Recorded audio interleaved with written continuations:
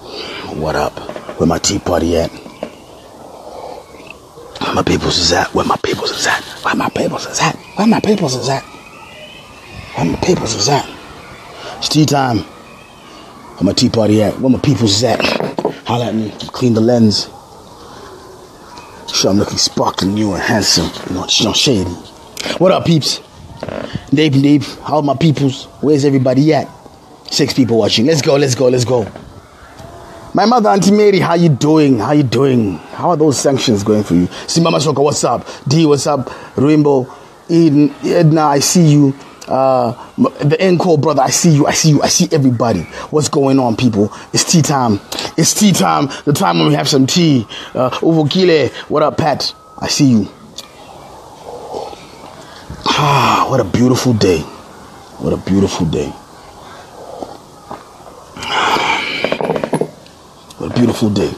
What up, ladies and gentlemen? 26 of you watching, we can start. We said we'll start at 11. I think it's like 30 seconds to go till we start. So let's start when we start. You know, today we're going to talk about some of the lessons. You know, yesterday, after the live yesterday, I got into a lot of conversations. My phone blew up. I got a lot of conversations with people in support of Nelson Chamisa. I got a conversation with people in not support of Nelson Chamisa. You know, Socks, what up? Rainbow, what up? I see you guys. I see you. Numbers building. It's tea time. So yesterday I was in a lot of conversations. And I came to some conclusions, ladies and gentlemen. And these conclusions are what we're going to talk about mainly today. However, you know, as tea time, we're topical. We like to talk about things that are happening currently. Ladies and gentlemen, if you go into Harare town today, if you go to Harare town today, you'll see something phenomenal. On the showground side, you'll see thousands of people walking from the showgrounds into town. From the Colcom side, you see thousands of people walking from Colcom and Coca-Cola Corner into town. From Eastleigh side, you're seeing a lot of people coming all the way from like 7th Street into town. And down from 2nd Street Extension into town. What's happened is our government, our Ministry of Transport, and our local council. So we're talking. This is a tag team GNU between Zanu PF and MDC. Has decided that combis are now going to be stopped outside the town, outside Harare Central Town. Okay, now, as you know, the way things work is people come in from Chitungwiza, for example, they drop off at Copacabana. If they're going to Mount Pleasant, for example, they'll trot a couple of roads down to maybe Ruzende and then get the combis to what's it called? To Mount Pleasant. Okay. So what's happened now is people then get dropped off at Coca-Cola Corner, have to walk the 10Ks into town, and then from there walk to 2nd Street, and they now have to get the combis there. Or they can get onto these shuttles the government and the council have provided by these Zupco shuttles, which cost an extra 30 cents. Ladies and gentlemen, my heart broke as I was watching some of the live videos from Newsday. My heart actually broke. Because I saw why bad planning and lazy thinking. I saw why bad planning and lazy thinking can cause us all these kind of problems. The government that's in power right now is tired. The councillors who are in power right now are tired. They don't seem to have good ideas, and they don't seem to have a solution to the main problems that we have. You see, the main problem was there's congestion in town. The combis are causing shit in town, correct? That's a big problem. How do we solve the problem that Zimbabweans cannot afford cars in general and need to use these public transport modes to get into town? These public transport modes being the commuter omnibuses, the combis. Right now, Zupco has failed. This is the problem. Zupco, as the government failed to provide transport for its citizenry, so the public stepped in and started providing combis. Combis have been regulated, and so now they say they're causing so much shit. They must park outside of town. The council has been trying to grapple with this for ages. You see, the council has been in power for 20 years, and they failed to find a solution. They failed to find a workable solution. In the last 20 years, they didn't think of digging underground tunnels to have an underground system. You know, $15 billion could have built an underground system. They didn't think of anything of that. The government was so tired with Mugabe and all the Mugabeites, and then all the Mugabe must goes. See, the Mugabe must goes and the Mugabes together are tired, and they have no solution to a problem. Now, if their solution is stopping old ladies, pregnant women, people with disabilities, young students with no money, people with unemployment, people who got no money, trying to get from Chitungwiza to Ningirigini to Parenya to hospital to get checkups, because they fail to provide hospitals even that are workable in Chitungwiza. So people have to travel to Parenya to hospital. If they're getting an old lady, I mean, go on my page, you see this old lady, and she had to walk for 2 hours from Corner to Parengatwa, because her combis normally used to drop her at Kapagabana, then she could jump on another one to Parengatwa. However, ladies and gentlemen, that lady had to walk for 2 hours. Mudiwa says walking is exercise. For a pregnant woman who's, let's say, 7 months pregnant, 8 months pregnant, going for a checkup at Parengatwa, for a person with disabilities, you see, people like Mudiwa Vimbiso are talking from a position of positionality. You see, able-bodied, strong. I bet you $1,000 this Mudiwa is probably a person who's living overseas with an underground system and a good bus system. You see, when you are in that positionality place where you can placate everyone and say, pregnant women, fuck them. People with disabilities, fuck them too. Because remember, the people using combis are the most vulnerable and the people with the least money in this community. See, it doesn't affect people like me. See, I'm a fat cunt. I'm the one who needs to walk, but I drive a vehicle. That's the thing. It doesn't affect fat bastards like me. Now, if it was just a fat bastard like me having to walk, I would say, fuck him, walk. But I'm saying, no, we're talking about the vulnerable people. Chemberi. People who need to get to where they're going quickly. People who have to get from Chitungwiza to town. 70-year-olds, little children. A mother with 3 children trying to get from Chitungwiza to Meborain now has got, in the middle of that, either has to pay 30 cents per person to jump on a shuttle to town, and then from town another shuttle to a new ET location, or she must walk it. That's a mother with 3 children. And this Mudiwa says they must walk. People like you, they make me sick. You're the problem. The reason why Zimbabwe is so fucked up.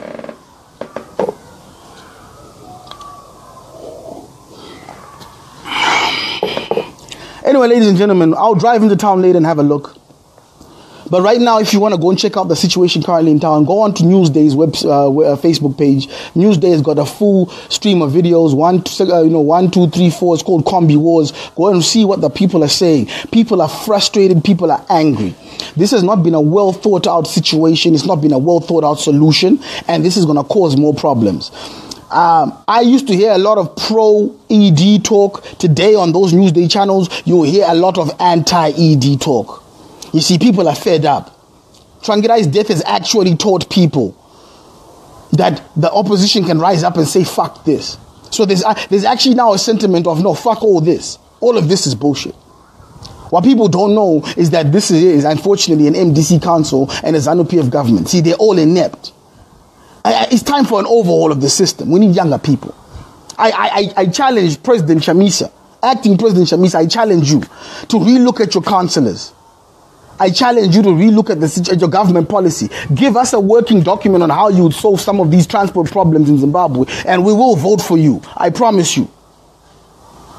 Please give us a working solution, President Chamisa. You have the people, you have the mandate. Right now, people are following you right now, and they're saying, give us a solution. You can no longer give us those old Madara in the council, the MDC. I want plan Madara. Madara plan. And the only way that we start working against each other is if you keep putting that old wood in that situation. They have no plan. They fail to deal with vendors. They fail to deal with a transport solution, and they're attacking the most vulnerable people. Tabo, Nemadara. So President Chamisa, you have an opportunity here. President ED, I don't know why you signed this off. I don't know why Zanu PF signed this off, considering they're so close to an election. Why would you want to piss off the entire urban population who can't afford vehicles? We'll talk about this more tomorrow, ladies and gentlemen. We'll talk about this more tomorrow. Today our topic was simple.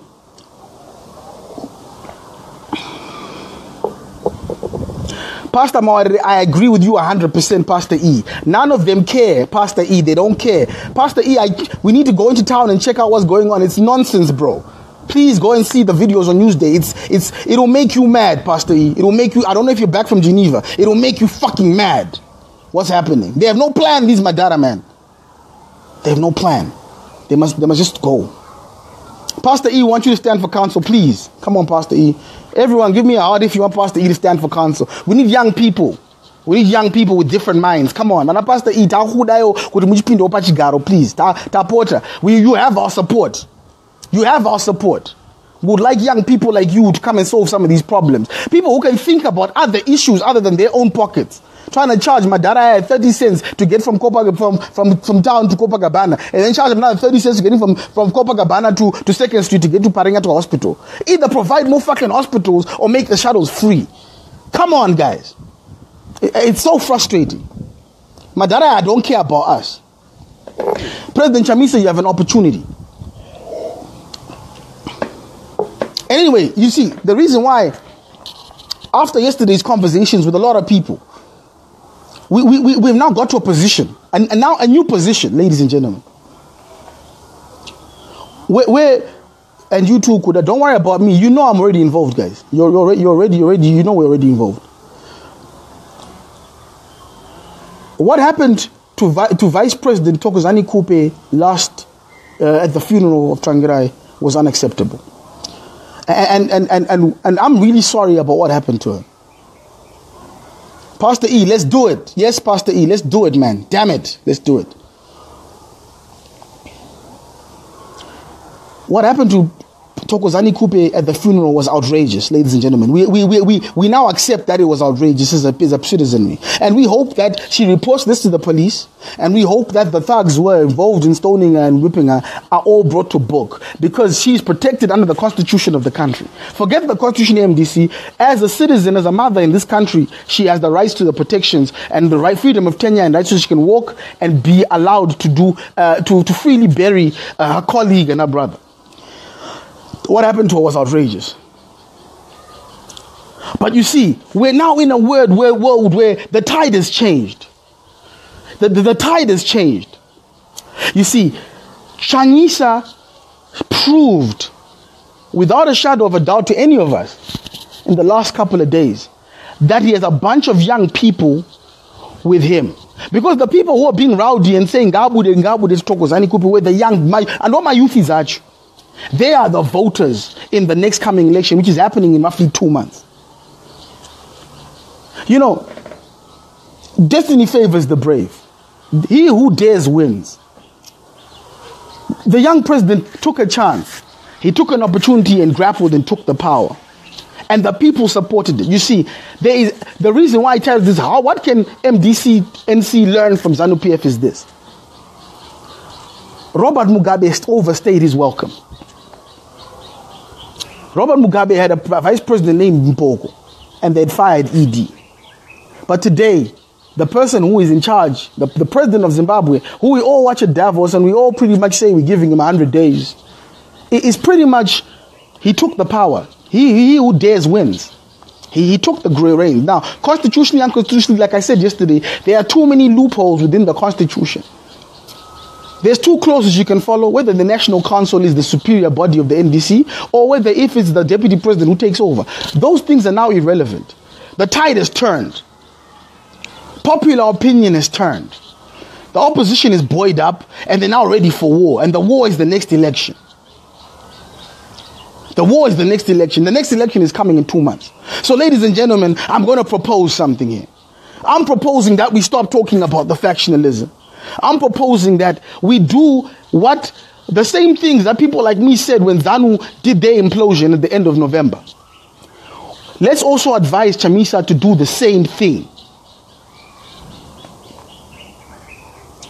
We need to move on. He needs to consolidate. He needs to get his party together. He needs to get rid of the people who don't want to be a part of it. So,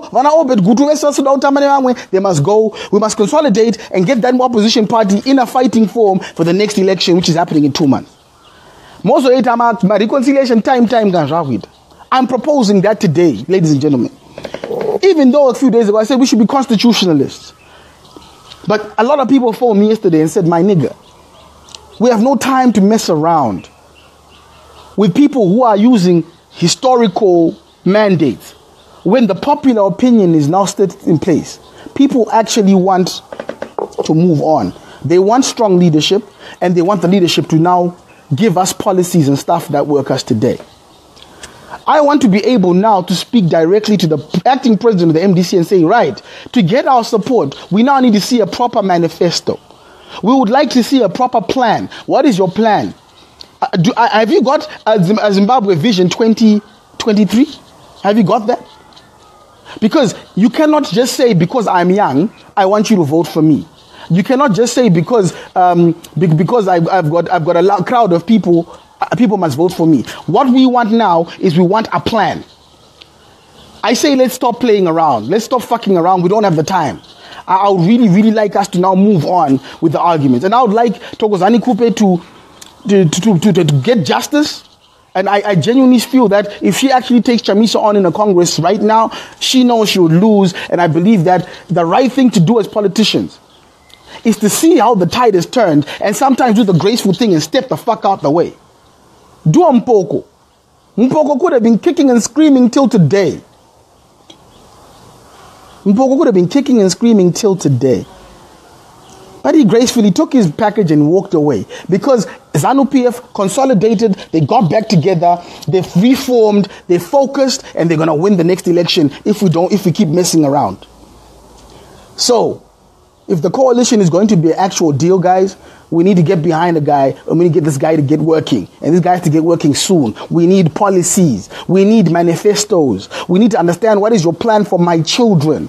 Because if you win in 2018, there's some things that I have to consider. My eldest daughter is turning 16 this year. In 5 years' time, my eldest daughter will be 21 years old. That means you would have had 5 years in power. What policies are you putting in place for my eldest daughter? What are the educational issues in Zimbabwe? Will she have to leave and go overseas like somebody else? Like everybody else? Have you got a plan for the UZ? Have you got a plan for the universities in Zimbabwe? Have you got a plan for transport in Zimbabwe? Have you got a plan for jobs? Have you got a plan for re-energizing the industries? This is what we want the new president of the MDC to be talking about. We no longer want to be talking about succession issues. We're tired of that. And Zanu PF dealt with that in November. MDC has an opportunity today to talk about moving forward. And for the purpose of the party and for the sake of the people of Zimbabwe and the democracy that we so need, needing a strong opposition, I now implore people like Honorable Manzura, people like Thokozani Kupe, despite Vukuitika, we need you to see the bigger picture and help us move forward here because we no longer have time. And I know this position may be unpopular with some, but it's also now trying to be pragmatic. How do we move forward as a generation? I believe the NC needs to start looking and see what Zanu PF did in November, December, how quickly they got together, how quickly they consolidated, and how quickly they moved forward. Because that's how Zanu PF is planning to win the next election. President Chamisa needs to right now, give us a development plan right now. We want a manifesto right now. He needs to be sitting down with teams and a government in waiting. Who is our Minister of Finance if he wins? Who is our Minister of Health? What is his plan? Who is his cabinet? Who are the people he's including? Is he going to be including people like Pastor Ivan Mawarire, people who have been fighting the good fight and have ideas? Is he going to be including people like Advocate Fadzai Mahere, who have been fighting in Mount Pleasant and have got a manifest, actually got a plan? Though restricted because she can only fight on a very macro level, on a constitutional level. He has a manifesto. No. We do not want that old Trangirai manifesto, please. We need a young plan, a young manifesto. Does he plan to have an underground system in Zimbabwe? Does he plan to have super fast trains from Chitungwiza into Harare train station? We need a plan, a new plan, a working plan for young people, for a new generation. We need a plan that talks about tech highways and getting faster fiber in Zimbabwe for everyone, even people in Chitungwiza and Budiriro, because that's what's happening all over the world. Where people in New Delhi, in the slums of Delhi, can still access fast internet and still build businesses and companies. We need a plan. We don't want old rhetoric, Mugabe must go. We don't want that. What is this plan for feeding Zimbabweans, considering that 50% of Zimbabweans are still relying on American food aid? What is his plan? What is his plan for health? Considering that all the medicine in Zimbabwe right now is here because of aid. What is his plan to fight HIV? What is his plan? I want to know the president's plan so that people like me can read it up. Can we do consultations quickly in the next 3-4 weeks? Sangana little caucus groups, Sangana come up with a fucking plan, and then we all say we're fighting the next election so that we can actually be a government in waiting. That's what I would like us to have. A plan. Not my manifesto, that's not diri. My plan is not vision. We need vision. What's his plan for the public schools in our country? The public schools that are dilapidated. Who built these public schools, they had irrigation systems, they had tennis courts, they had swimming pools. But now these swimming pools have got tadpoles and frogs and grow mosquitoes. No, we don't want tadpole-filled swimming pools in public schools. We want our children to be swimmers. We want Olympians again to win swimming. You know, people like Kirsty Coventry actually initially went to government schools and they became Olympic champions. What's his plan for sport and development? What's his plan for 10 Diamond and Junior Brown and Winky D? What's his plan? The man has to have a plan, ladies and gentlemen, because ED is coming with a fucking plan. And we need the other side to also have a plan. And then we need to learn that plan, and then people like me will go on the internet every single day and sell that plan to the electorate so that we can actually get to a position where we can sell it to the young people and then we go and vote. The president of the MDC should right now be telling us what is his plan to solve the ET crisis in Harare Central. What is the plan? I'm ready to take some calls now, ladies and gentlemen. We want a plan. The first person I'm adding, and we all know Tawanda is a very strong Zanu PF supporter. However, he happens to be objective, so I like his position. If you would like to be added, please say add right now, and I'll add you or gladly add you. Tawanda, I'm trying to add you. Tawanda, how you doing, bruv? Sana, how are you, my friend? I'm fine. You're my favorite Zanu PF supporter because you've always tuned in. Before I've even had a chance, you've already crucified me. I'm not crucifying you. I like everyone to know where you're coming from. So go ahead. What's your contribution? No, do you know what, Kuda? Like what you're saying, if Chamisa, I hope somebody close to him is watching this, because if he's able to innovate, because the MDC has failed to do that, if he's able to do what you're saying, let's say Mount Pleasant, if he's able to come down on a micro level, engage Fadzai, I don't know who else is in Buluwayo who's doing the same thing, and is able to engage that person, then yeah, it can work. It can definitely work. But if he does this thing, which I think what's going to happen is he's going to stick to his old structures.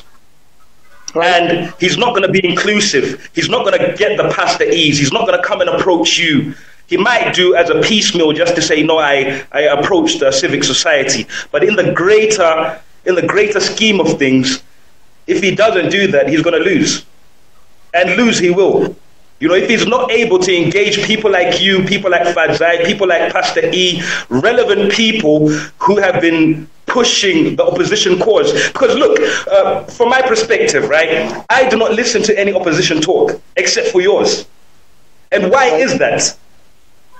It's because you're intellectual. You say things, you just don't oppose for the sake of opposing. Right. You say tangible, credible. You have tangible, credible points, and the opposition, in my eyes, haven't had such points that you have. You see, so they have to engage people like you. As a Zanu PF supporter, do you fear Chamisa, for example? Were you happier with the Morgan Trangirai and the helm? Do you see any? I mean, for example, if Chamisa does knuckle down, come up with a working plan, surround himself with a younger, stronger team, and move forward aggressively throughout the regions, are you guys more concerned about him? Because I know 2 weeks ago you were on the program, you were laughing, saying "Apana, apana." Yeah, no, a couple of weeks ago I was saying the whole entire opposition, because I didn't think there was a plan until I saw Chamisa, highly charismatic. He's got the hooligans on his side. You know, that's why he's able to do all he's doing. So he's got the physical power on the ground. He has the masses the people who matter at the primary level. You know, the people, not people like me and you, the guys who actually turn up to the rallies and go to the rallies. He's got those people as well. So in terms of opposition, for me as a modern person, even though I'm Zanu PF, because I'm Zanu PF based on principles and various other things. Let's not even go that way anyway. But as opposition, it's refreshing to see such opposition. You know, it's refreshing to see that. It's good for competition because it's good for the nation. If we have a good opposition, it will make ED do its job better because he'll have somebody hot on his toes. Do you see what I'm saying? Right. So it's good for the nation if he's got candidates in constituencies that are actually doing things. It's good because our MPs are now forced to do things as well. It's not just a case of, this is an easy win. I'm going to put my feet up and it's going to be an easy win for me. In Warren Park, I'll give you an example. In Warren Park, if you look at the results from 2008 compared to 2013, we had to work. We doubled the figures. We had to work because the MDC was coming strong. So we had no choice. You had to go out there, you had to reach the people, actually give people tangible things, dig up boreholes, engage church people, engage school children, engage loads of people so you can increase the electorate, increase the vote. We had to work because the MDC was on their job in Warren Park. So if Chamisa's on his job, it's going to make ED even say, oh gosh, this young kid, he's possibly got a chance. So whatever I'm doing, I now have to up the ante. With when Changirai was there, it was just like this is an easy win. We're just going to sell through the elections. You know, Changirai really was supposed to let go even before. Unfortunately, before he passed away. You know, may he rest in peace. But he was supposed to let go and give his team enough time to mobilize the ground. But unfortunately, he didn't do that. But Chamisa is the best thing to happen to the opposition. Honestly, is the best thing to happen to it. Now it's the chance for the opposition. I was calling you the other day. Everything you're saying, I agree with. I called you the other day complaining that Zoe wants me to pay $400 to get a fiber connection in Samara Machel. I should be able to get internet. I shouldn't be paying $200 a month for an internet connection. Where in the world is anyone paying that? If he's coming in and he's bringing in tangible policies like you're saying, it's now going to force our party. We can now go to our party and say, hey, look, guys, the MDC is proposing this, and this. We've been telling you we need ICT. We've been telling you we need fiber infrastructure. Look, the opposition's doing it now. They're going to be forced to move. Right. You see, so he's very Chamisa. Everyone in the opposition, in my own personal opinion, has to get behind that guy. If you don't, you're literally just gonna hand it over to us. You're just gonna hand it over, and I don't want to hear anyone complain, Sana. My brother, you know, it's funny though, because I hear the way you talk, the way you swag, and you're one of the Zanu PF deployments, and you're actually right now in Warren Park, working Warren Park. I would like to see the opposition doing the same thing. Getting young people, you obviously were overseas for ages, you came back, you're working the ground, and they've deployed you to Warren Park, and you're working the ground. That's what I'm passionate about. I would like us to stop this internet business, and I'd like to start grafting. Yeah. And I think that's what we need the president to do. I don't have, like me, I have resources. I have no competition in Warren Park. I don't have anyone like me. I don't have anyone like you who I can say, no, this person's on a level. All I'm dealing with is lager louts. And I'm sending people to university in Turkey. I'm finding people jobs. I'm getting people this. There's nobody who's competing with me, who's intellectually on this level. Everyone's on Facebook. Everyone's on the internet. I'm also here, but I'm also on the ground. I can mobilize people on the ground. So the intellectuals, the people like you and me who are on these streams typing all the time, the internet warriors, they need, if they really want change in Zimbabwe, you need to come away from these likes, not even come away, in addition to these likes, in addition to trolling, in addition to all these things, you have resources. I have friends who work in offices. When they're closing their office down, I'll say to them, hey, guys, can you please send me those computers? I'll pay for shipping. We've done that. We now have a computer center. Hey, guys, I need clothes. I need this. My friends from the UK, they'll send them to me. And I'm not doing these things partisan. These are not partisan things that I'm doing. If I get things, I distribute them equally to anyone. If you've got a certain level of education and you want a job, I'm able to help you. If you want to get assistance, a scholarship to go outside of the country. I can help you. How many Zimbabweans who are opposition do we have in America? Across the world, we have more opposition across the world than we have here in Zimbabwe. But what are they doing collectively? Is there a group to say, oh, the young talented Zimbabweans, let's find you a job. Let's find you a university scholarship. There isn't. It's just internet trolling, internet texting, just a load of rubbish on internet and nothing on the ground. Is there a GoFundMe campaign for the opposition to say, look, we want to create this development program, maybe for ICT in Harare or wherever. And how many corporate people do we have? How many corporate people do we have? You know, people right now will be trolling me and saying, no, why is this guy, he seems clever, why is he at Zanu PF, why is this? Because I've seen that's where the actual action happens. If I come in with an idea, Todd, the thing is, I want to answer Todd real quick. Todd, the reason why I brought Uncle Ray on the feed is because I wanted to show you guys what the other side is doing right now. And obviously you're replicated in every single province, you know. There's people like you who have been deployed everywhere, correct? Everywhere. Look, AC. Look at AC, bruh. Look at AC Lumumba. AC is your homie. Do you see what I'm saying? Kuda, right now, I'll tell you, away from Harare, I've got programs that I'm doing in the rural areas where I am literally distributing seed. Seed costs $4 or $5. Fertilizer costs $40 a bag. But if you give that to somebody in the rural area, they're just going to go crazy. And I'm the son of an MP. You see, I don't play politics there, but just me as a Zimbabwean wanting to see other young people who don't have opportunities in the rural area, I'm giving them seed. Like, guys, anyone who's got water, because it's rained recently, I've bought about 3 or 4 water pumps, and I've gone and I've given them to them. Organize yourself, guys. Here's the seed, here's the fertilizer. I think I spent about $500 on seed and fertilizer last week, but that's funding more than 50 people. So when those people vote in the rural area for Zanu PF, I pay school fees in my rural area, even though I'm not politically active there. I pay fees for up to 30 kids. Right. It's $25. It's about $25. Between me and my friends that are in the UK, I ask guys, their kids, choose vulnerable kids, not politically based, non-partisan, people whose parents died of HIV, whose parents died of AIDS, stuff like that. I pay for their fees through my friends and business associates that I have. So when people see me doing that and they see that I'm the son of the sitting MP, they're definitely going to vote because nobody else is doing that. Do you see what I'm saying? So now you guys, all these guys who are trolling on the internet, talking rubbish on the net, they really just need to dig into their pockets. Everyone has a village where they come from. Why in my village? In my village, there's MDC as well. My family members, some of them are MDC.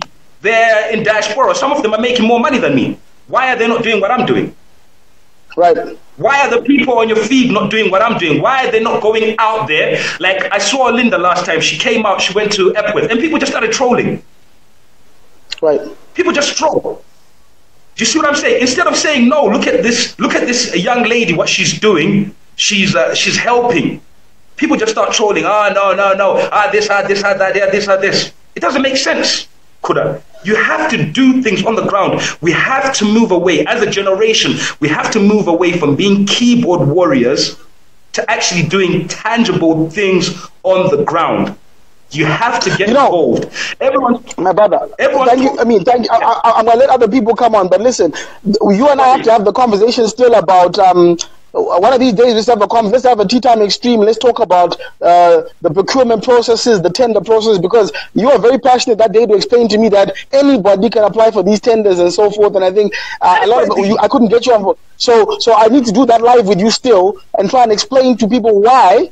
I'll give you a quick example. When the ZTA announced that they were doing these indabas, these interfaces to let people come and talk about local tourism.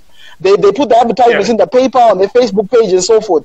I went there with Chef Bay and recovered that the whole auditorium was full of Just Press and Zanu PF youths. Despite the fact that it was an open invitation, free lunch, free drinks, nobody showed up to participate in this local tourism in Daba. And I felt real sad that when things start to go wrong, we don't participate. That day they were telling us how they need websites, how they need virtual tours, how they need local influencers. All these things were discussed that day. and nobody showed up. And I think this is the reason why people don't say, "I know all the farms are going to Zanu, all the tenders are going to Zanu." It's because the Zanu kids are paying attention, they're listening, and they're going to these events. Exactly. The information is there. The information is there, and we're just complaining. So you would actually love to know that I've now gone to Ministry of Lands. I've also put my name down because I also would like to get some land apportioned to me. You know, there's things that I'm doing. And Chamisa has a farm. Morgan Shanghai has a farm. Wake up, guys. It is your country. The ministry, every single ministry has an open door policy. If you go to the ministry right now and you say you want to meet a minister, they will give you a compliment slip. And no, it's not Zanu kids are giving information, I'm Merindoro. It's because I'm enlightened. I lived in the first world. So I know there's a local government. I know there's a minister. I write letters to ministers about issues that affect me. And they have to reply. They have to. If you write a letter to a minister and you write a follow-up letter, they have to reply. Yeah, but you're not doing it. Todd just said, but your dad isn't an MP, Kuda, you won't get jack. Todd, I have actually now met people who are not MPs, like members of my dad's church, for example, who have got nothing to do with politics, who put their names down for farms, who put their name down for assistance with businesses, and they've got it. They're not political. It's just that if you don't participate, you just don't get. It's better for me to put down my name and then not get, rather than me not get because I didn't put down my name. I saw the same thing. No, I didn't get it. Where's the evidence? Where have you gone? Has anyone who's come up? There's a young guy who went to Russia recently. That guy, I've never seen that guy in any political party anywhere. The guy who had the energy deal in Russia. Most of these guys probably don't even know him. The guy who had the energy deal in Russia, where he's got a business model where they're actually a financial management company, but they're giving out energy. Who is that guy? I didn't know that guy. He's not Zanu PF. He's not MDC. He's just a young Zimbabwean guy who had the idea, and he just went to Zera's offices. If you go right now, Kuda, to the office of Zera, and you say, I want to become an independent power producer, they're just going to give you a form. Fill this form out. Once you fill this form out, come back to us. You fill out the form, you get it. And the thing is, people get mistaken by politicking. You really need to understand, most of these opposition people have farms. We went through a referendum, right? And everyone voted yes. Zanu PF and MDC. Meaning we are all in agreement in all the things that are written in the Constitution. So when people are saying, oh, land grab, oh, farm this, oh, I can't get this, you really need to dig a bit deeper and stop closing your eyes and stop listening to silly propaganda online. Go into the ground and see what happens. Okay, Ray, thank you very much. You said you're going to assist me today in helping me to show the Zanu PF side of things and how the opposition can adapt. I hope you can stay online, my brother. I might want to bring you back. I just want to bring Todd on the line because he says he's written letters. Thank you very much. So, guys, like I said today, I'm gonna speak to some of my Zanu PF counterparts, people I speak to a lot of who have been members of the Tea Party for ages, and they always call me up and tell me things, and I thought it was important to share some of this stuff. So let me speak to Todd real quick, because Todd is saying that he has written letters to government and not been responded to. I want to now debunk that and tell you that every time now I've tried to engage, whether it's Minister of ICT, whether it's even Net One. Even with Net One last week, I asked to speak the Net One guy, and believe it or not, I was sitting in his office with the Net One CEO because I asked to see him anyway. He saw me and we talked about internet, my credit disappearing and so forth. And that's the thing. I've never done that before. I just complained. Todd, you said you've written letters. What letters have you written that have not been responded to? So that even on the ground, I'll go follow them up for you. I've written to the Ministry of Lands, the Ministry of Mines. I've written to the Ministry of Agriculture. I've written to Minister of Local Government because of the issues that we're having in Kadoma. You know, and you know how actively I am involved, especially with the Jaros Jiri people in Kadoma. And Yep. There's so many services that they should be getting from the government, and even the mayor and the people that work for the local government are not delivering. And I've approached all those bodies that I've mentioned, and I've not had a single response. Could have been doing this since last year, October. And I've not had a single. Okay, so let's work this as our working. Let's make this our working example now, my brother. I need you to scan me some of those letters and then let me follow them up from here now, because I've had a different experience. Whenever I've now approached the ministries, I've discovered that talking to the PermSec, for example, meeting up with PermSecs and stuff is actually getting to a space where there's not one who's closed the door and said, we're not allowed to meet. I mean, some of the appointments have been difficult to get after a while, but what's happened is that, especially in the last 3-4 months, I am able to meet with people and complain directly to people who affect my issues. I mean, right now, next week, I'm going to see the Minister of Education because I need to talk about education. I think there's a lot of room for alternative types of learning now, and I believe that drumming the old methods of, blackboard learning for my children, I don't think is no longer efficient. And I am very passionate about Hallingbury School, which is behind my house, and I would like to see what I can do as a citizen in our local community to help bring that to the 21st century. E-boards, some computers, people donated some computers and so forth. So there's a lot of things that we want to do. I want you, please, if you can, so let's follow these things up. Yeah. I mean, you talked about computers and education material. I collect a lot of stuff from Stevenage, which is a twin town to Kadoma. I did it. About a year and a half ago, 2 years ago, we got about 30 computer screens. You understand? That was supposed to be donated to the school that I went to. I went to Jamison High School in Kadoma. Do you know how many of them actually arrived at Jamison? Not a single one.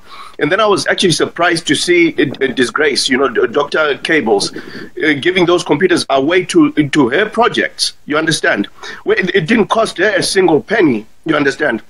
So this is why I'm thinking this guy who came on before me, talking about all the things that you can do. You see, the trump card that he has is his father is an MP. And that MP will not have taken away from him because he's in the public eye, he's in government. But what about people like me who are not in government, who don't have access to that kind of privilege, access to that kind of protection? How do we then make a difference? How do we make an impact when all we have are people who actually take from us and no one who stands for us? I mean, we have an issue where we even take governments to court, but the cases that we take to government are not dealt with simply because I'm either not Zanu PF, or I'm not a member of parliament, or I'm not the right kind of person to be taking those issues to court. So when that guy says, Kuti, you can do this, you can do this, you can do that, for those in the right place, with the right kind of protection, aligned to the right people, yes, you can. But for people like me, who are just ordinary people, who have no connection, and they've come from a small town like Kadoma, we don't even know how Harare functions. How do we then benefit from what he's talking about? Because we all want to do the same thing that he is doing. We want to do it. So my question is, where is the key? Like Kuda, you've got the courage, you've got the guts to go and talk to these people, but not everyone's like you. So what help can these people get? What access can these people get? Because we can't all come to you and say, Kuda, I've written these letters, because there's 100 of us who will send you what we've done. Are you going to be able to cope with that? Are you going to be able to handle all of it? My point is, we need access to these things that this guy is talking about. Because if he's talking about, what I'm trying to say, what I'm saying to my brother is this: I was thinking of coming up with some solutions, Warner, because we complain a lot. I'll say, how do we even use you as a working example? Say that, okay, I've written to the Ministry of Lands, I've written to the Mines, right? How do I follow up on some of those? I mean, if they're trying to post back to you in the UK, maybe that's the issue. Do we need a local person on the ground who can follow up these things? I mean, so that at least we can say, okay, citizens, if you want to talk to the Minister of Lands, this is your channel. If you want to talk to the Minister of Education, these are the channels. I mean, would we even have a database? I know all these guys now have websites. They have got working phone numbers. I mean, are we engaging fully? I know some of them are now on WhatsApp. So what we now need to do is say this. What we need to come up with, to all you citizens who are watching, what are the evidence base? How do we operate as an opposition? How do we access some of these things? So we can also now not just complain, but be a part of some of these. Why did people not come to the Indabas ZTA? When Karikoga invited everybody on Facebook, on WhatsApp, they invited everybody to come. Chief Coty and them are doing live streams from Vic Falls, from Mutare, and every time you can see, if you go on the ZTA website right now, on their Facebook page, they streamed all 5 Indabas, and there was no youth in there. No youth. Can you imagine? In Bulawayo, there was no Bimbaim Shaburi, there was none of the young MP aspirants. No one came to talk about local tourism in their areas. No one came. What does that mean, Todd? Maybe we've lost faith in the system. Maybe we've lost faith in the system. And, okay, fair enough. So what can our opposition now do? I mean, I guess we're talking about what can opposition now do to learn from Zanu PF? Like what I was just saying, I was talking to Uncle Ray there as an example of how they've deployed a lot of young people, including some of my friends, to go and operate in very difficult areas sometimes, away from their comfort zones, so they can start implementing policies for government across the board. And that's how they're stealing votes. Do we have a similar policy as oppositions to be doing the same things, is my question. Yeah. I mean, I'll ask you a question, Kuda, right? I'm BZA, and we went to Zimba to try and campaign, right? You know the violence we faced. You know the challenges we faced. We booked a venue with police clearance weeks before the event was due. We turned up on the day, and then we're told Ziambi has booked all the venues, and it is Member of Parliament there. Right? So he has something, or he has some sort of support or access to some level of power that we as the citizens don't have. You understand? And that's my point, Kuti. How can we then challenge that? Because we're going to court about it, but we've already lost a campaign. We've already lost a weekend of campaigning. We've lost a weekend of engaging with the citizens. How do we recover that? And how can we engage the citizens to actually support us in making sure we access, the crowds or the citizens or the population? How do we work on that? And I think if we can come up with a solution of what we can do as a citizenry, I think it will be a good thing. Like you talk about these MPs being on WhatsApp, having focus groups or having access or whatever, emails, and we need to have those published. They mustn't just be handed to the chosen few. You understand? Because right now, that's how it works. If I don't know you, Kuda, I would not know about this information. How about the people who are not even on Facebook? How do we get the information to them? And that's what we need to be working on.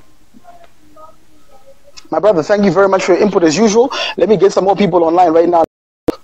Okay, my brother Batsi is saying add. Let me add Batsi over here. Is it my brother or my sister? I'm not sure yet. Let's see by the face.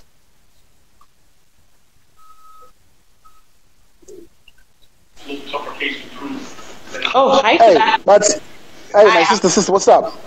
Okay, I've got a contribution to make, especially based on what the opposition should do to assist us. I think the main problem with the opposition is they are not known where it matters where the numbers are, which is the rural areas. I was listening to the guy who was talking just now. He was talking about going to Zimba and trying to book a venue so they could have a rally. But you want to go there for the very first time to have a rally. The people who will be presenting are not even known in the area. They've never seen you come there with even a loaf of bread so that they can associate with you and then say, oh, it's Ningi is coming to do a rally, so let's go. That's why in the end, you go and have your rally in the rural areas, nobody's going to attend because nobody knows you. That's the problem that we have with our opposition. It's good to have a healthy opposition. I'm Zanu PF through and through from the heart, and I'm happy because my grandmother is happy. My cousins who live in the rural areas are happy. They've been supported by Zanu PF, but we don't have any connections to the political big wigs, whatnot. No, we don't have any benefits that we get from those guys. When Zimbabweans were suffering, when we are suffering, we're all suffering. We all have the same complaints about we don't want this government, we don't want this minister, there's looting, there's corruption. We have the same problems. But when it comes to policies and when it comes to the time for voting, like this time has come now, there are things that I think about. I think about the land. I think if opposition comes in, is my grandmother going to keep her farm? Are we going to keep our legacy? Are we going to benefit from command agriculture? How independent am I going to be in my motherland? Those are the things I start thinking of. Despite that, Zanu had it horror time and, we suffered a lot. But when it comes to voting, it's the principles that we then have to think of. Those kick in. Do these people care about our livelihood? And do we know these people? That's my contribution for the opposition. If you're going to... So let's say, for example...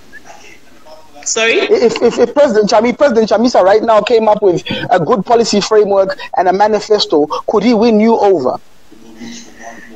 I think he has to know the people who matter first. For me, I like him because he's a new guy, he's fresh, he probably has fresh ideas, he's somebody I can buy into, and the way he thinks is the way I think. We're literally the same age. What he wants for his children is what I want for my children. So yes, he can win me over. But for the rest of my family and my legacies, can he win me over? I need him to start with the grassroots.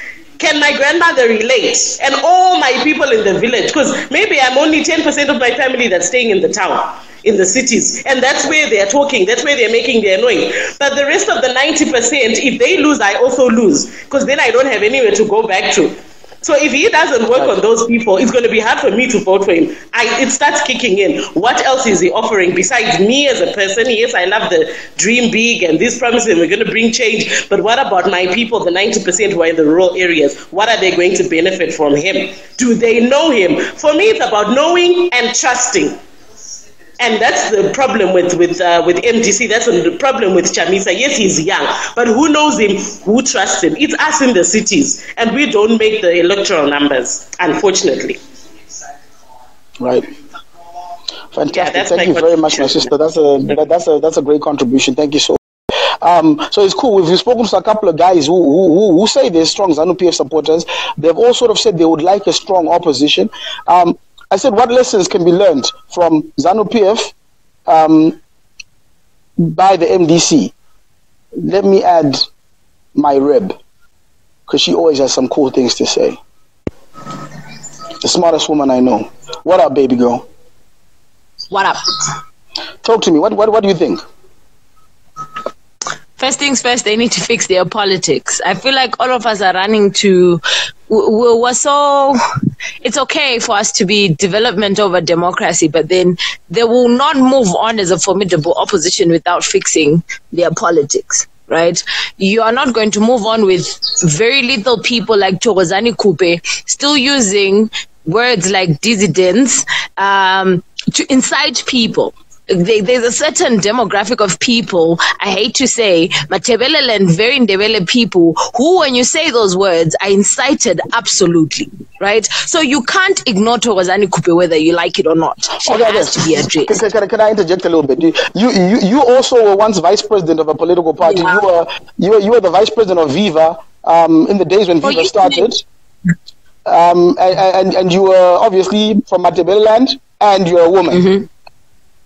How do you feel about how Ncube has been treated as an ex-vice president also of a political party, and seeing that sometimes the dominance of the... Because you were under AC Lumumba at the time, and obviously you couldn't shake the stigma of an AC Lumumba, his behavior or anything. Do you sympathize with Ncube, or do you feel that she's out of order? Okay, maybe can I qualify my answer before I say it? But I don't sympathize with Ncube. So Ncube is the fourth generation of a rebranded MDC when she becomes vice president, right? Ncube never won the vice presidency on merit by herself. It was after Joyce Mjuru from Zanu PF was named vice president. She's a woman. This is the time in 2000 when they were now speaking about women empowerment, where all the men who formed MDC have left, have broke away because of their egos. And then it's very necessary for them to capture a certain demographic of people. And guess who then rises up as an Makukoba MP, which is Awambare in Bulawayo, right? It's a hub of very influential people who can make things pop off, right? So she wins that electoral seat, and Save then says, you know what? Actually, this person can be vice president. They go to Congress, and everyone is told, of which every other Congress is like that. Everyone's told, it's all you are there to endorse Toro Devamovan. Right? If Tsvangirai had picked anyone else, Ncube wouldn't be subject matter today, regardless of the fact that she's vice president and she's a woman and she's Ndebele.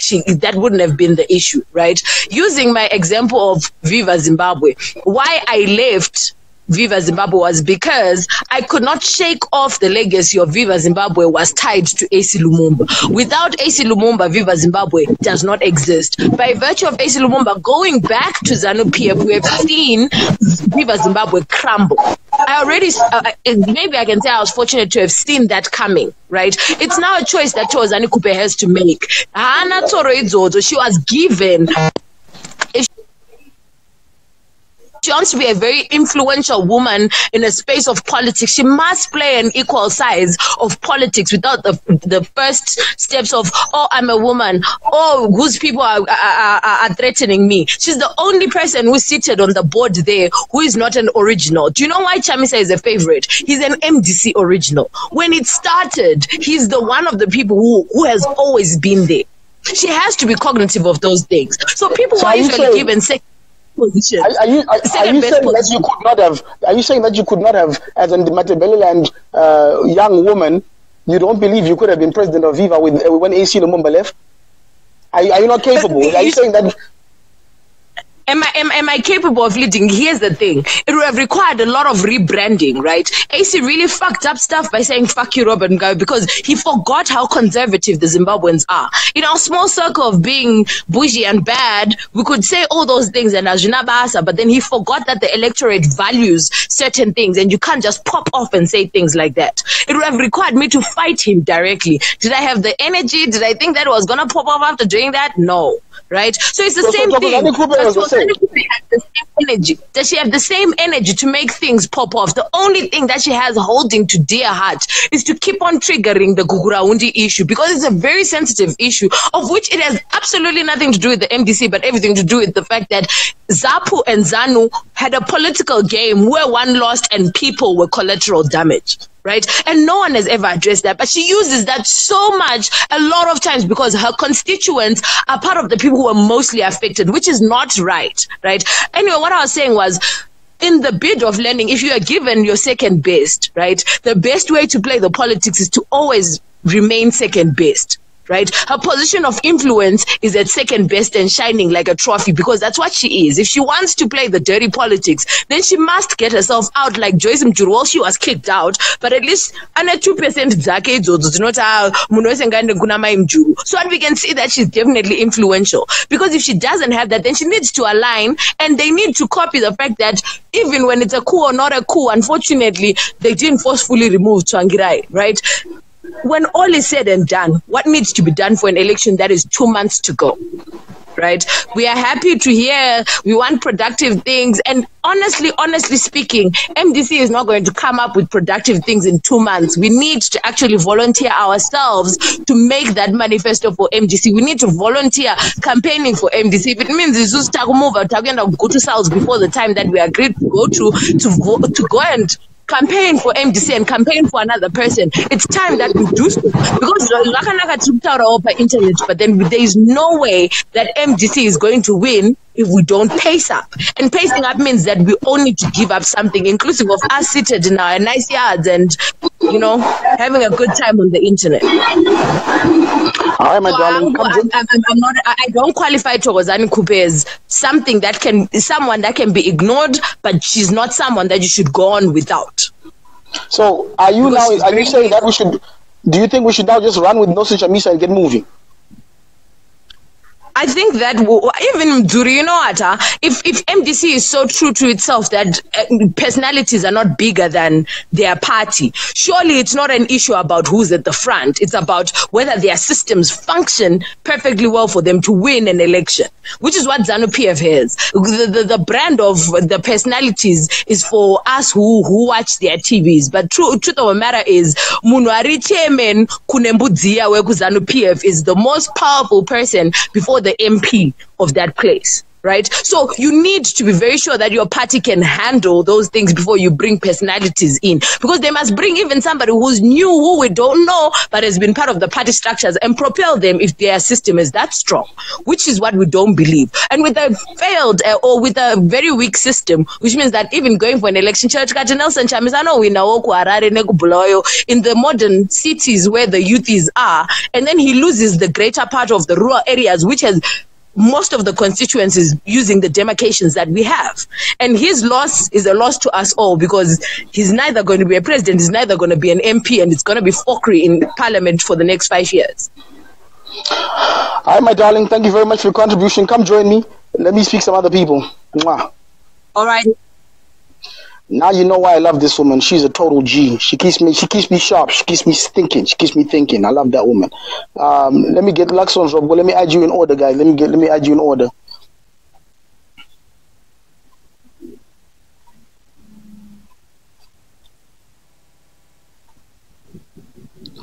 Luxon, I'm trying to add you. Luxon has declined, even though you're the one who declared. Zim Culture has said they want to be added. Zim Culture, your phone is not allowing you to add. Lloyd Gosho says he wants to be added. Adding you now. Lloyd Gosho has got a picture of Save on his thingy, so hopefully he's an MDC supporter and we can talk to him about what he thinks. I'm trying to add you. Okay, Lloyd is not answering, sadly, so I'm going to add Bree.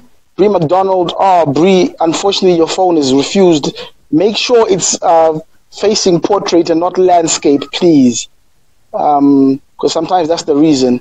Same thing with you, Kuda from Zim Culture. Please try and make sure your phone is facing the right direction, landscape and not portrait. The portrait, not landscape, so that we can talk.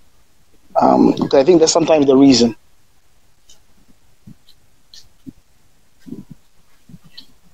You can stop watching me now. You can come join. Stop doing that. As the chef, babe, we need you, Zanu PF. No, thank you. Lucky, yeah, Lucky, how are you doing? Hi, Kuda. Hey, what's up, man? Talk to me. I'm okay. You okay? What are you thinking?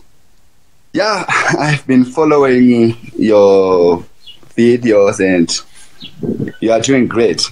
But concerning this issue, which is happening in MDC now, I think the way forward is just to get Chamis on board, because right now, TM Narkozikawa and is appealing to the electorate.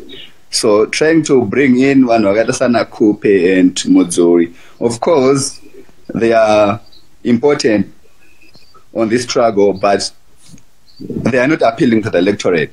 So in everything we do, we need to make sure we have an election to win. Right. Even those who are pushing for an extraordinary Congress, the Constitution is very clear. You need at least maybe 2 months to facilitate that extraordinary Congress, and the elections are coming maybe in 4 months' time. How are you going to handle all this? What policies do you like about Chamisas right now? I mean, are you happy that you got the right policies, or are you just an against? No, I for Chamisa, we are still yet to hear his side. I mean, policy-wise. But for now, for us just to get the ticket for us to win the election, what we need now is Chamisa. But so do you guys know that to win the election is not just Chamisa that you need. You actually need policies. You actually need a plan. You need a system. We need policies, yes, but you can't sell policies. Kana usina muna are able to sell policies. A police can, right. You can have a very good police, but if you don't have someone to sell that police, your police is nothing. All right. So do you see him coming up with a decent policy, or are you not optimistic? What are you thinking? Yes, Chamisa is capable of coming up with good policies. It's just a matter of giving him time. Time is we don't have time. That's what I'm saying. I still have time, boys. If you're part of the structures, my brother, I hope that you're pushing that we now get on with the job. We don't want any more nice speeches. We now want policies, and we are committing ourselves that if we have the right framework and the right policies involved, we're happy to run behind this gentleman and help campaign wherever we need to go, because I think the job is now. You understand? So yes, thank you very much, Mr. Not only policies, but clear policies. Very clear policies. We want the very clear policies. Thank you very much. Who can I add here? I'm trying to add Bree again. Bree, something wrong with your phone, dear. Zimbabwe Culture. Say what? There you go, Zimbabwe Culture. Let's add him. Her. Yeah, him, her. It's Kuda, I think. So it's a Kuda. I think it's a boy generally, isn't it? There's some Kuda girls, I guess. Are they? Apparently. Oh Lord. Sha Malcolm I get my jokes ekubereka vanhu musana sha usadaro Malcolm ndokubloga sha sadaro Malcolm mama apedza basa rekuvhikfozu Malcolm anoswera Zim Culture. I'm trying to add you okay, does anyone else want me to add them? I'm trying to add Zim Culture. He's not accepting my invitation. Let me try and add oh shame, I can't add Gladys for some reason. I'm going to try to add Bree one more time. There we go. Bree, I think your phone is now correct.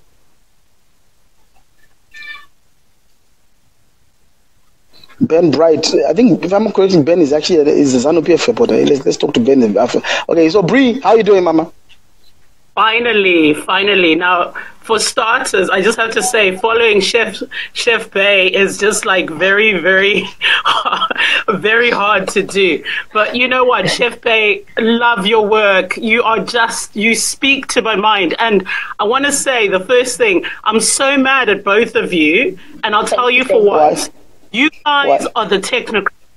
You guys are on the ground. You guys are speaking to people like me who really understand what you're saying. So you need to throw your hats into the ring because you've got the ideas. All these other guys that you're talking about, Vanacha Misa, yes, fair play, you know. I like him. But what we've seen play out in the last couple of months has also been quite alarming to me because you know what? We kind of had this idea 20 years ago that this was, you know, the hope, the democracy that we wanted. But it's actually very dirty politics, all round with all the parties. So now I think we just need an overhaul of the entire thing. Obviously, you know, elections are on the corner, so nothing major can be done. But definitely we need to be looking forward to the 2023. We need to now seriously be looking to that because the mess that I've seen play out within all the parties is just so demoralizing, it's disheartening, and you just think to yourself, okay, fine, MDC, say they take it. They've got so many issues within themselves and they've had 20 years to try and be the party that the Zimbabweans want. And we've seen, even they are just more recycled nonsense. So, you know, I'm saying, please stop being a technocrat now, both of you, and throw your hats in the ring. And I'll tell you what, right? I mean, right now, a lot of independent candidates who you guys are seeing who are actually throwing their hats in the ring, whether for council or for MPs. We're working very hard for those people. And the thing is, what's happening is that there's not enough people willing to work hard in the background because everyone wants to be in the forefront. And I think sometimes, like, as ambitious and as politically astute as we may seem, sometimes my strength are my mischievous ability to maneuver in the background. You know, my talents are far more clandestine. I'm much easier. I'm a better rabble rouser. I'm not. For example, it wouldn't take long for someone to pull up every video where I've said fuck and stick it together for an hour. And it says fuck cunt. You know, it'd be very difficult to vote for a person like me right now. So what I'm saying is that I promise you that we are playing a part. We're trying our very best to be a motivation to some of the younger independent candidates. We're both very extremely involved in the Be the Change campaign in Mount Pleasant, where we live, and we're trying to help other young candidates. However, you know, 2023, I'm going to be in Kutu South. 2023, absolutely, will be moved to Kutu South by then. I'm hoping that Muroro will be running. So we got a long time. We got time. Like I said, we need to learn. We need to study. We need to get law degrees, political science degrees, and get better. And I hope everyone watching is doing the same. We need to just get more knowledgeable. Let's get more knowledgeable. Let's get them law degrees, political science degrees, so that we can actually be good leaders with a plan. And take the rural seats, you know, like you've often said, Kuti, you know, in and I'm from Wedza, and I mean, that's where I need to be. That's where my forefathers were. I'm a child of Wedza, so I need to go to places like that and campaign in those places if wants to run for office. But yeah, definitely it needs all of us to just get a re-education into all of this. Because sometimes when I watch you and I'm so frustrated for you because you're really, you know, you're reaching out, you're doing your very best. But then, like you say, nobody shows up to the rallies. Nobody... Well, people like us don't show up to the rallies, you know what I mean? And it's so sad because it's like we can talk about all these things, and the reality is, unless you're actually on the ground and actually putting the work in and getting the support, nothing's going to change. Everybody just talks behind the internet and stuff like that. But no, honestly, kudos to you guys, and thank you so much. I really, really, really absolutely adore Chef Bay. Like, I mean, she's a maverick. You are amazing. Well, you know, Bree, you've known me since I was very, very young. You've known me since I was like 14 and handsome. She could have done better. No, and you're doing so well, Kuda. I mean, you know, like I'm always defending you here in the UK. You know, like when people are like, oh, but he's like, and I'm like, listen, it's a persona. I know this guy, and you know what? At the end of the day, I told you the other day that Mom, I was with my mom. She was here visiting, and we had one of your extreme editions on where all the F-bombs were being thrown. And I said, Mama, listen to his wisdom. And she says to me, do you know what, Brie? You can really, and she was like, she wasn't even affected by any of the, she's from, the old school of thinking, but she absolutely loves you. And you know what, at the end of the day, everything you're saying, everything you said today, everything you said in the past, it is so real. And I'm part of Build Zimbabwe Alliance, and I would now safely say, look, with the mess that's going on with the major parties, everyone just needs to come to Build Zimbabwe now. It's like what's his name? What Suge is it? Suge Knight said about Bad Boy. Would see, look, if your CEOs and all your videos come to us. Because I'm just thinking, at least with Noah, there's a principled approach. Yes, we may not be perfect. We're a very young party, but right now, the mess that we're seeing with everybody else is just, it's so disheartening. It's so disheartening, because you're thinking, can Chamisa really control the masses now? Because he looks quite timid, hey? I mean, he can be charismatic giving a speech. Bree, thank you very much for your last campaign moment there for your Build Zimbabwe team. I think they'll appreciate it. I got to today we're talking MDC. You had to do it. Thank you very much, Bree. What else can we add here? Okay, there's my brother Adamski Jama wanted to be added, I think, and then we'll wrap up. Anyone else who's dying to be added, please let me know if I can add you before we wrap up. Wrap up. I'm trying to add you, Zim Culture, one last time. If I fail, then we can wrap up, huh? Also, Nelson Chamisa's lesson is to build the big tent that people want. I don't see Noah Manyika refusing, if you give him strategic positions of government influence by BZA, for him to be in the big tent. Yeah. They have some very nice policies for certain things. If he refuses solely because he wants to be president, then BZA must also go to the graveyard and sleep. They've got certain areas where I think they are good at, but then they don't have the strongest of structures. They can split these. I guess it's the time when you have to start thinking about a representative parliament where every party is represented because of them having a certain constituent of people. Adamski Jaman, what up, my brother? Hey, what's up, Kuda? How you doing, man? Fantastic. I would love to hear your wisdom on this one. Your posts give me life. Which ones? I see you're wearing a Viva cap, eh? That's pretty unique. You're wearing a Viva Zimbabwe cap, eh? For Noma. Yeah, so I wasn't really ready for this. I just saw you kind of accept me and everything. But as you know, Kuda, last time when I was there sitting in the same place where you guys are sitting not so long ago, last year, July, I was a pro-Zanu PF supporter, which I had been for since 2009. I was a card-carrying member, what have you. However, the 15th of November, a bloody coup took place. I started to think differently. I don't like illegitimate governments, ones that have imposed themselves on us. And I don't like pensioners anymore who are trying to run the country. I'm tired of it. Yep. So therefore, I'm sort of got to look in other places now. And a lot of people are confused what they're thinking, because there's a lot of people who thought the coup was good and have gone on to support Zanu PF, and who were something like me, so people are changing thoughts. They don't know where to go. They're thinking this, they're thinking that. But then again, you need somebody. We need somebody young, and we need a change. Okay, and that's the bottom line at the end of the day. We need a change in order for us to move forward as a nation and as a people. It's very important that we have a change. And Chamisa is now in charge of the MDC, and he's young, which doesn't, don't get me wrong. Just because someone's young, we must vote for them. It's not about that.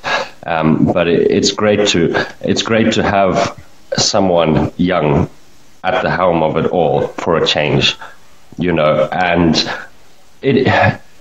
we go back to what you were saying earlier on. You're talking about policies and what have you, and all the policies that you spoke of. He needs to really sit down and think about something like that. And in order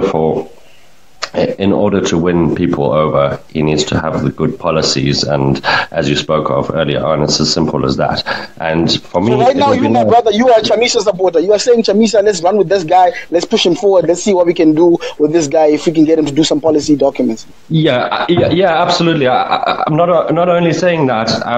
I'm also thinking of the other opposition party people. You've got Manika, you've got who I've ridiculed in the past. Forgive me, but there's a number of people. You got Nathan Banana. I remember when we met him in South Africa, when we were there at this Viva thing. Nathan was sound guy, man, and I think he's got a good vision. So what we need to do is come together and remove the junta. Simple as. The junta must be removed, regardless of what they are doing, going to Davos, getting 3.1 billion investment. Nonsense. They have been lying for years. They are liars. It's in their DNA to lie and talk nonsense. That's what they do. They do not fix anything. They will never fix anything. They are mbavas. All of them, they are thieves. They are just mbava. Finished. We are tired of mbavas. We are tired of them. You can't continue to just have Mbava replacing Mbava all the time. You can't. That's a fact. We all know this. Deep down inside our hearts, we know that these people who are running the country are Mbavas. We all know that. It is very, very true that sorry, I've got baby today.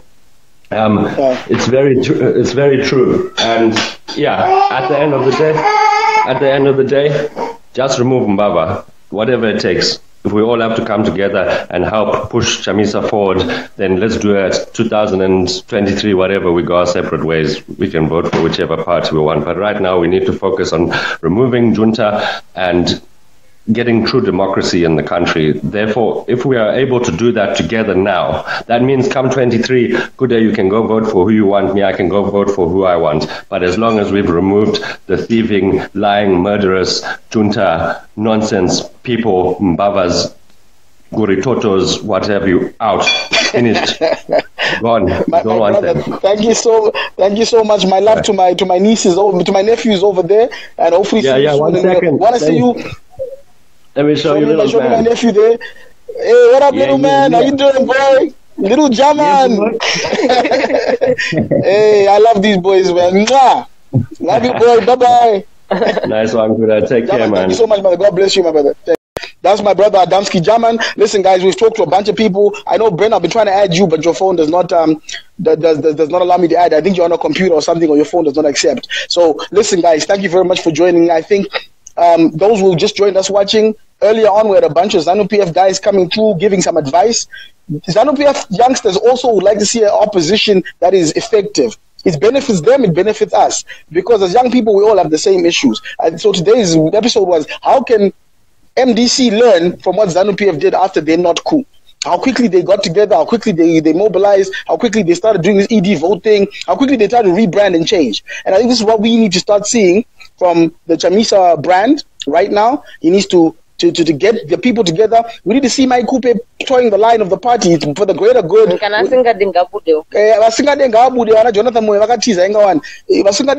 We need right now to remove junta and mbavas. And like I said, if we're going to be supporting Chamisa, let's support him. Let's get a coalition of willing people, smart people. I've met up with a lot of them. Kosana Moyo, I've met up with Noah Manika. I've met up with a bunch of very good people with good plans. And I think there is no reason why some of those people are not being called in to sit down and talk and see what other things we can do to move this country forward for ourselves and for our children to come. Correct? Yep. Yep. How are you feeling today, though? I'm feeling great. I just wanted to say that also let's not be saying Nelson Chamisa is young by age, but Nelson Chamisa has been in the 20 years of MDC and the way it's been run. So he's as old as Changirai may be in terms of his brain. We need to also assess his open-mindedness in terms of what we are talking about, because you always tell you could my structures as right? And he needs to have a mind that needs to lead his structures and still accept advice from his structures. Right. So if he can't do that, he's gonna have a problem. So he's as old as Changirai is, because he sat down at the same time when MDC was created. We can't then assume by virtue of being 40 years old he's young. He might be very old blood. Zanu Madi. Yes, Kuda. How are you? Yeah, I'm very well, brother. How are you? My opinion is, at the moment, I will go with the MDC in terms of the numbers. That's practical. But I think we could actually have a better coalition with MDC and other leaders right now, because I believe MDC was being held at ransom by Changirai. No disrespect, he was a hero in his own way. But at the end, for me, I felt he failed as Zimbabweans, where we were supposed to be doing progressive things, where you were supposed to appeal to people like Noma and other people, and he couldn't do that because people were fed up of him. He was equally the same as Mugabe. So by the end of the day, people could not come and work with somebody who was equally the same as a dictator like Mugabe, because he was staying on the position like everybody else. So I believe right now, if Chamisa is very wise, he should go and get other guys to on board, and we started planning towards the change for one Zimbabwe and remove junta. Because at this given moment, Noma is a good man. I believe if Chamisa reaches out to him and say, let's come and work towards the change and the movement of Zimbabwe towards a better Zimbabwe, everybody is willing to do that. The only thing which can I explain why it's going to be difficult? The reason why people like Kosana and Noah are going to find it difficult, right, is that they've never ever tested themselves against the public. They've never ever got themselves a mandate from the public, and I think this is the same thing we're suffering with someone like Fadai Maere when she attempted to contact the coalition. I think until she's been tested by, until she's been battle tested by an electorate, it's very hard to take some of these other people independents seriously. You understand? So it's almost as if that in 2018 they're going to have to battle their constituencies on a totally independent level. What people mandate, electorate, then they are able to join alliances and coalitions as people who have been mandated to do so. Because right now, Kosana Moyo, bar from being a nice guy who worked at the World Bank, and Noah Manyika bar from being a really good man with smart ideas, he has never tested himself against the Zimbabwean electorate. So this is the problem. This is the problem that I'm seeing, that if someone like Chamisa sees Noah Manyika and sees and Kosana Moyo, why not then all the other 80-something presidential candidates who feel they have the right to lead Zimbabwe? We have that woman, Masi something. Masi something. We've got a bunch of people who say, I want to be president, I want to be president. Does this mean that Chamisa now has the right, should now engage everybody who just be there by the right to say, I want to be a president? You know, should he consider someone like Vimbaim Shaburi who put up a selfie video saying, I'm going to be MP for Bulawayo South, and we've never seen a flyer or a t-shirt after? I mean, she has never been stood the test of time of the electorate. Do you understand the issue? Kuda, can I ask a question? Why are we talking about the same people? We have got a reason why we're only talking about Noma Nyika and Nkosana Moyo. That's why we're not talking about the other 80 people. For that same reason, why we're not talking about. So some of these other 80 people actually have electoral mandates. People like Elliot Mangoma, for example. You know, people like the people in Zanu Ndonga, they've actually stood there and they've been judged by the electorate before and won or lost. Do you understand? This is the problem we have right now. That even some of the 80 people, they'll say, yes, I didn't have likes per Facebook. And yes, I didn't have but I only like up WhatsApp and Twitter. See, ndakambo pamberi pevanhu and vanhu 10,000 vakambondivhotera ndikatobopinda muparliament. You understand? This is the problem we have. What we're saying is, at this given moment, we cannot base on what people did before. This is why we are still suffering today, because we are holding ourselves before. We need to move from that issue. We need to deal with what is there. Today, the likes are actually working. You are there today because of likes. So let's not just put down the likes. The likes actually contribute, because that's my vote, which I'm actually endorsing you. Me putting a like means I'm actually appreciating what you're doing on this platform right now. So don't do down the like. Let's respect the No, I was trying to also show you. I was trying to tell you the argument I hear every day. Because, for example, you would expect that MDC by now would have reached out to even people like me, because I'm a rabble rouser. You say, I found out the communications, the information, got to now. But it's very difficult for them because in their structures, who are the vanguards of the party, and people like me are an actual threat. They don't see us as adding value to the MDC. Do you understand the problem? So we have an actual issue with Zanu PF in Hondo, MDC in Tairo, and never go Hondo for 20 years. So both of them,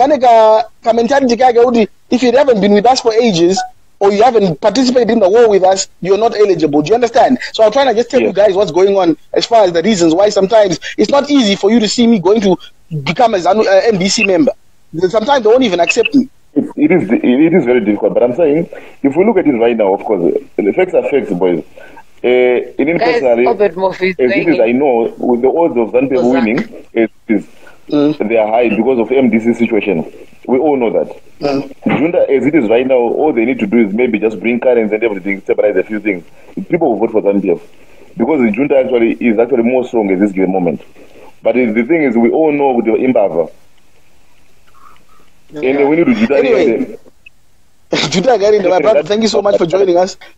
Thank you very much, Zanu, for joining us. Listen, we won't take up any more of your time. Apparently, if you move over to the Open Party channel right now, Mr. Obed Mpofu, the biggest thief in town. He's like me and Noma combined. He's the fattest thieving cunt on the planet. He's about to be grilled by Temba Mliswa and the parliamentarians. So please, let's go and let's all move over to Open Party. Let's watch Obed Mpofu. If he can even talk with that fat clogging his fat mouth and his fat Look tongue. who's talking. You know, there's only very few people I can call fat, and that bastard is fat compared to people like anyway, me. Guys, and if we have an analysis, then we'll come back. So thank please you go so check that out. For watching. I can't do that. Thank you so much for watching the Tea Party. We're the Tea Party. So it's fun. I can't do the expect us. All right, guys. See you just now. Thank you very much. Go ask Oben where the 15 billion was later, guys.